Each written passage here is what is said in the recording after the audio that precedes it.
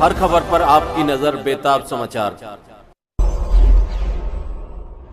दोस्तों नमस्कार, आदाब, सत श्री अकाल, अस्सलाम वालेकुम। मैं हूं S.A. बेताब और आप देख रहे हैं बेताब समाचार एक्सप्रेस।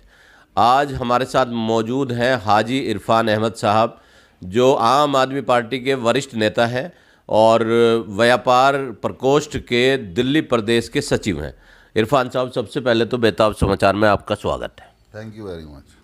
जी इरफान साहब, जैसा कि आप ट्रेड विंग में हैं, बहुत पहले से हैं, और ये माना जा रहा था कि इस बार जो है आप विधायक का टिकट भी मांग रहे थे। जैसे कि हमारी विधानसभा में कुछ लोगों से बातचीत हुई जो आम आदमी पार्टी के वरिष्ठ लोग हैं, उनका ये कहना था कि इरफान साहब को टिकट मिलेगा, फिर भी आपको टिकट नहीं मिला। क्या वजह है ये हमारी पार्टी की सोच है ऐसी कि उन्होंने कांग्रेस का एक निगम पार्षद के पति को जोड़ के और उन्होंने उनको टिकट दे दिया।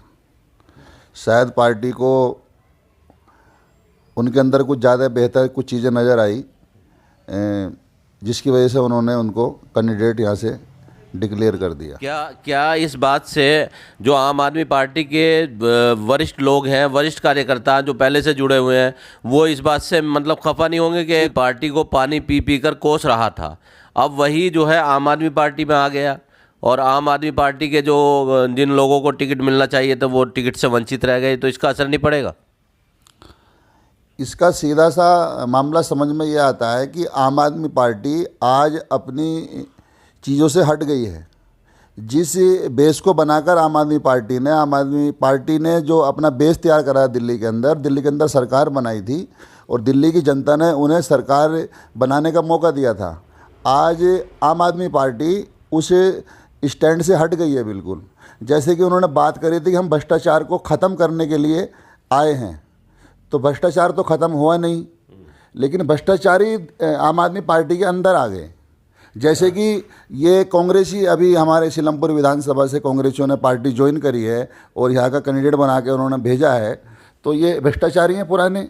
इन्होंने वक्फ बोर्ड की ज़मीनें बेची है और वक्फ बोर्ड की ज़मीनें बेचने का आरोप है इनके ऊपर, और हमारे मुखिया अरविंद केजरीवाल जी ने भी इनके ऊपर आरोप लगाए थे वक्फ बोर्ड की ज़मीन बेचने के, लेकिन उसके बाद भी उन आरोपियों को और भ्रष्टाचारियों को उन्होंने आज आम आदमी पार्टी में ज्वाइन कर लिया।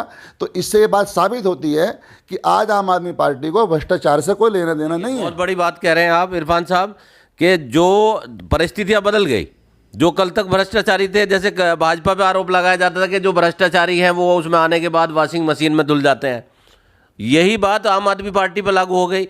वीर सिंह ढींगान जो पूर्व विधायक कांग्रेस का, उनको सीमापुरी से ले लिया गया, यहाँ चौधरी मतीन साहब के साहबजादे को ले लिया गया, और भी कई जगह जो बीजेपी से टूट कर गए उन्हें भी ले लिया गया।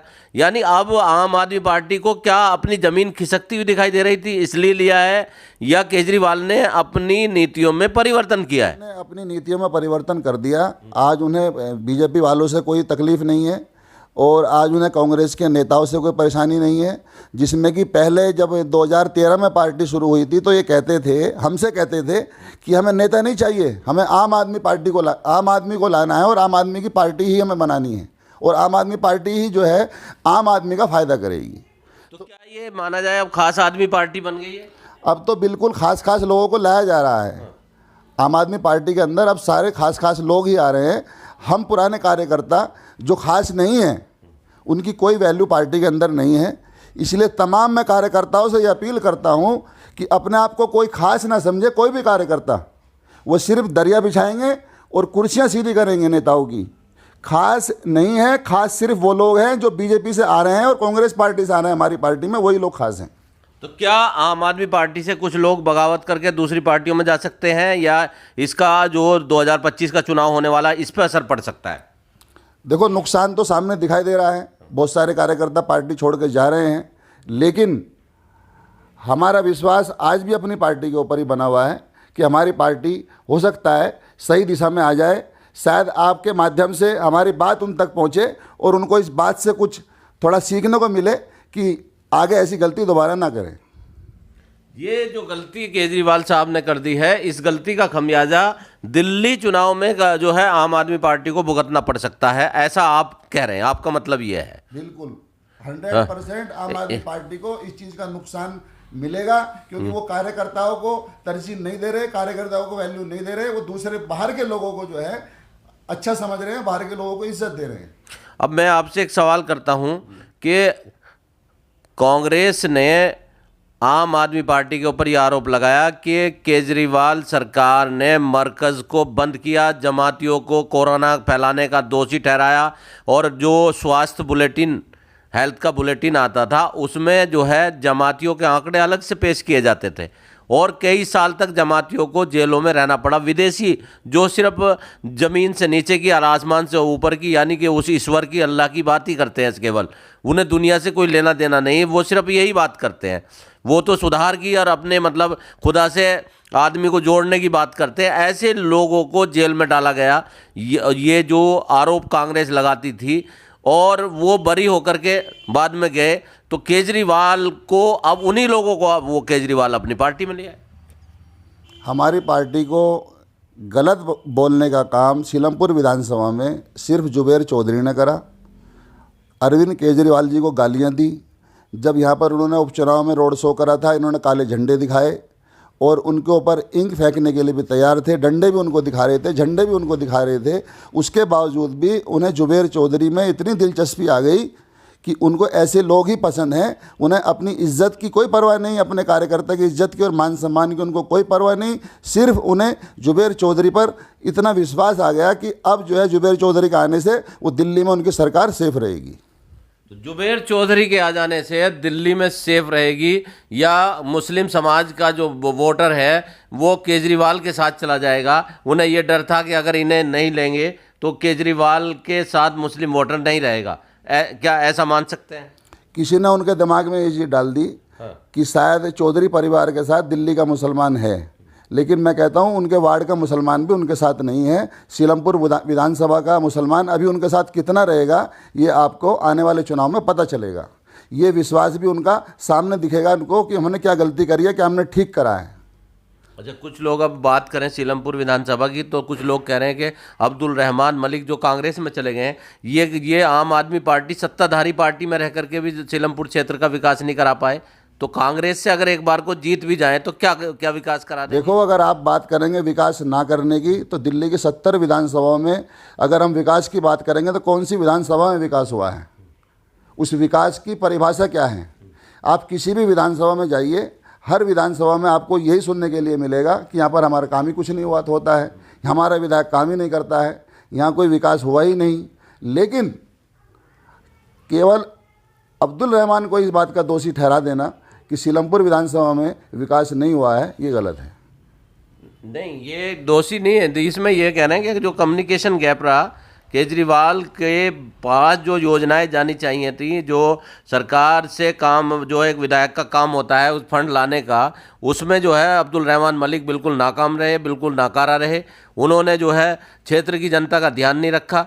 क्षेत्र में जो स्वास्थ्य सेवाओं के लिए कोई मतलब ऐसी जो जैसे कि ये जगप्रवेश चंद्र है, गैस्ट्रोलॉजी ला सकते थे इसमें, जो बहुत बड़ी समस्या है, और कई चीज़ों की यहाँ पर जो अस्पताल में जो है बेड बढ़वाए जा सकते थे या और नई सुविधाएं की जा सकती थी, वो नहीं करा पाए। शिक्षा के लिए कोई नया स्कूल नहीं लेके आए।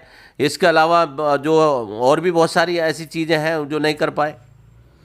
विधायक डिमांड कर सकता है, लेकर नहीं आ सकता। देना काम सरकार का है। ये सीलमपुर विधानसभा एक मुस्लिम बहुल एरिया है, यहाँ पर पिछड़ा हुआ आदमी ज़्यादा रहता है। अरविंद केजरीवाल जी ने कभी भी यहाँ पर एक ऐसा अच्छा विधायक नहीं दिया जो मुसलमानों का भला हो सके या इस कौम का फ़ायदा हो सके, क्योंकि वो मुसलमानों के फेवर में है ही नहीं। अरविंद केजरीवाल जी मुसलमानों के फेवर में काम ही नहीं करते। 10 साल में उन्होंने कोई बात मुसलमानों के फेवर में आज तक ऑन मीडिया करी हो तो बताइए आप। मुस्लिम समाज की जो समस्याएं हैं, मुस्लिम समाज भी एक समाज का हिस्सा है। जंग आज़ादी में मुसलमानों ने बहुत बड़ी कुर्बानियां दी हैं, तो ये देश को आज़ाद कराने में सभी का रोल है। तो इसी तरह से मुख्य धारा से मुस्लिम समाज को भी जोड़ना चाहिए। उसे भी उच्च शिक्षा प्राप्त करने का अधिकार है, उसे भी डेवलपमेंट में हिस्सेदारी लेने का अधिकार है, जबकि दस्तकारी, बुनकर, जो आप यहाँ पे जो आपका जीन्स है, जैकेट है या दूसरे चीज़ है, उसमें जो प्रॉब्लम्स हैं उसको दूर करने में दिल्ली सरकार की जो कोई दिलचस्पी यहाँ नज़र नहीं आई। यहाँ ट्रैफिक जाम लगा रहता है, यहाँ रोजाना जाम लगा रहता है। इस जाम का कोई सोल्यूशन आज तक नहीं। सीलमपुर विधानसभा के चारों तरफ ट्रैफिक का इतना बुरा हाल है कि यहाँ पर का जनजीवन बिल्कुल बेकार और ठप हो चुका है। आदमी एक तरीके से सजा के जैसी ज़िंदगी यहाँ पर गुजार रहा है। यहाँ पर दिल्ली सरकार की, आम आदमी पार्टी की, आम आदमी सरकार की कोई पॉलिसी काम नहीं कर रही, ना ही इन्होंने कोई काम किया है। और सीलमपुर विधानसभा सिर्फ वोट के टाइम पर याद आती है अरविंद केजरीवाल जी को, आम आदमी पार्टी को। बाकी आम दिनों में यहाँ पर कोई ध्यान नहीं दिया जाता है। तो केजरीवाल जी की पार्टी में है आप, वो केजरीवाल जी से शिकायत कर रहे हैं आप। अब ये क्या समझा जाए? आप जो है मतलब जो है आप कहाँ रहेंगे? ये एक इंटरव्यू देखने के बाद कहीं ऐसा तो नहीं पार्टी आपको निकाल दे? देखो, निकालने के लिए मुझे पार्टी कुछ दे नहीं रही है कि मुझे निकाल दे, रख ले। पार्टी को मैंने ही मतलब जो है 2013 से आज तक अपने खून से, पसीने से, मेहनत से, पैसे से सींच कर जो है यहाँ तक पहुँचाया है। मैंने, मेरे साथियों ने, मेरे लोगों ने, मेरे दोस्तों ने, मेरे इलाके के लोगों ने पूरा साथ दिया पार्टी का। लेकिन असल बात, सच्ची बात को आप कैसे छुपा पाओगे? क्या सीलमपुर को विकास नहीं चाहिए? क्या सीलमपुर में रहने वाले लोगों को विकास की ज़रूरत नहीं है? क्या सीलमपुर में रहने वाले बच्चों को शिक्षा की ज़रूरत नहीं है? क्या यहाँ के बुजुर्गों को पेंशन की ज़रूरत नहीं है? क्या यहाँ की बेवाओं को पेंशन की ज़रूरत नहीं है? क्या यहाँ की विधवाओं को पैसे की ज़रूरत नहीं है? आप मुझे बताइए, कौन सी योजना सीलमपुर वालों को नहीं चाहिए? सारी विधानसभा के अंदर कोई काम ऐसा नहीं है जो हमारी विधानसभा में कुछ हो रहा हो ऐसा काम कि यहाँ के लोग जो है उससे खुश हैं। तो यहाँ के लोग खुश नहीं हैं। और ये सीलमपुर क्षेत्र में जो अभी आपने बताया, जैसे जाम की समस्या है और बहुत सारी समस्याएं हैं, यानी समस्याओं का अंबार लगा पड़ा। दिल्ली में फ्लाईओवर बन रहे हैं, बहुत सारे काम हो रहे हैं, डेवलपमेंट हो रहे हैं, सिग्नेचर ब्रिज बन गया और दिल्ली जो है मतलब दुनिया के नक्शे में चमकती है। लेकिन ये सीलमपुर क्षेत्र का, इस सीलमपुर क्षेत्र में थाने तो बहुत सारे बन गए, लेकिन डेवलपमेंट की योजनाएं क्यों नहीं आई? देखिए, यहाँ पे न्यू सीलमपुर थाना है, न्यू उस्मानपुर थाना है, शास्त्री पार्क थाना है, इधर सामने जो वेलकम थाना है, और जो उससे थोड़ा सा आगे चले भजनपुरा हो गया। फिर ये जो यानी यहाँ 3 किलोमीटर के एरिया में, 1.5 किलोमीटर के एरिया में कम से कम जो 6-7 थाने हैं। थाने इसलिए है ना कि हमारे बच्चों के पास शिक्षा नहीं है। शिक्षा नहीं है तो बच्चे जो है गलियों में घूमते हैं, गली के नुक्कड़ों में बैठते हैं। कुछ यहाँ पर शराब आम हो गई है। पिछले दिनों शराब फ्री बटी थी तो लोगों ने शराब ज़्यादा पीनी शुरू कर दी। शराब पीते हैं तो झगड़े भी करते हैं, झगड़े करते हैं तो फिर थाने में भी जाते हैं, इसलिए थाने की ज़रूरत ज़्यादा है। स्मैक खूब बिक रही है, गली गली में कम से कम 5-7 बच्चे हर गली के अंदर आपको स्मैक पीने वाले मिलेंगे। तो क्या सीलमपुर विधानसभा नशे की चपेट में आ रहा है? जैसे कि एक फिल्म आई थी उड़ता पंजाब, तो क्या यहाँ भी उड़ता सीलमपुर हो रहा है? सीलमपुर के मुसलमानों को नशे में धकेल दिया गया पिछले 10 सालों में। यहाँ के बच्चों की तरफ कोई ध्यान नहीं है सरकार। इसके लिए आप किसे दोषी मानते हैं? दिल्ली सरकार को। दिल्ली सरकार को। तो दिल्ली सरकार का नशा विरोधी का जो अभियान होना चाहिए और नशे को ख़त्म करने की जो योजना होनी चाहिए, वो योजना यहाँ लागू हो रही है, नहीं हो रही है? कोई दिखाई नहीं दे रही ज़मीन पे। हर गली में 4-6 बच्चे ख़राब हो रहे हैं। पूरी सीलमपुर विधानसभा में फुल नशाखोरी हो रही है और नशों की वजह से बच्चे उल्टे सीधे काम भी कर रहे हैं, फिर थाने में भी। अच्छा, अपराध की बात करें तो अपराध बहुत ज़्यादा है। अगर पिछले साल का ही अपराध की बात करें तो यहाँ मर्डर, छोटी छोटी बातों पे मर्डर हो जाते हैं और ये समझिए जो नाबालिग बच्चे हैं वो तक अपराध कर रहे हैं। शिक्षा का अभाव है और उसकी वजह से जो है बच्चे ख़राब हो रहे हैं, फिर नशे में हैं और नशे की वजह से फिर उन्हें अच्छा बुरा कहाँ नज़र आता है। फिर तो आखिर में सवाल कि सीलमपुर विधानसभा क्षेत्र के लोगों को क्या संदेश देना चाहेंगे आप? मैं सीलमपुर विधानसभा के सभी भाइयों से, बहनों से, नौजवान साथियों से एक ही अपील करूंगा कि इस बार अपना वोट सोच समझ कर दें, भले आदमी को दें, अच्छे आदमी को दें, और अगर आपको कोई भी अच्छा आदमी नज़र ना आए तो नोटा का बटन दबा दें।